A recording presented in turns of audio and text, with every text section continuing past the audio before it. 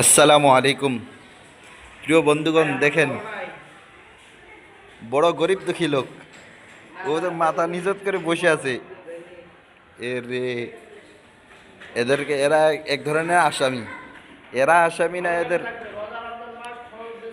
এরা এদের গার্জিয়ানরা আসামি।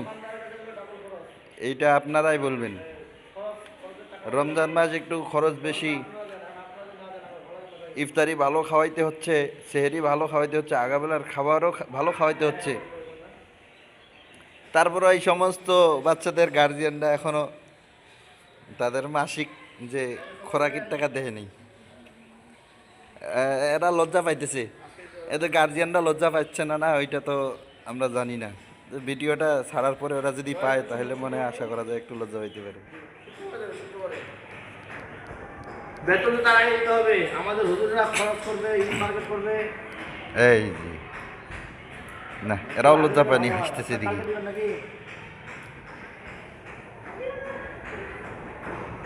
না, এরা সবসময় দেয় আগে আগে, একটু আগে দিলে ভালো হয়। হুজুরদেরকে বেতন মনে কিন্তু এরা ঈদ মার্কেট করবে, এদের তো ঈদ আছে, সারা বছর ঈদ করতে পারে না, বছরের একটা ঈদ।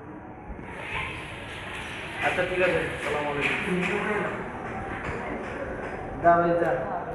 হুজুরটা কি কষ্ট করতেছে খোরাকির টাকার জন্য। আল্লাহ, পার্সেন্টই নেই, পার্সেন্টই ছাড়া যে কল দেওয়া এই যে পার্সেন্টেজ নাই, হুজুরের মনের দুঃখ। আল্লাহ হুজুরের মনের দুঃখ সবাইকে বোঝার তৌফিক দান করেন। লোক জাকাত উঠায়, জাকাতে পার্সেন্টই আছে।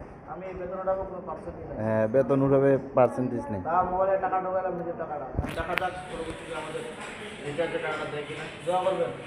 হ্যাঁ, সবাই দোয়া করবেন ইনশাআল্লাহ। বস।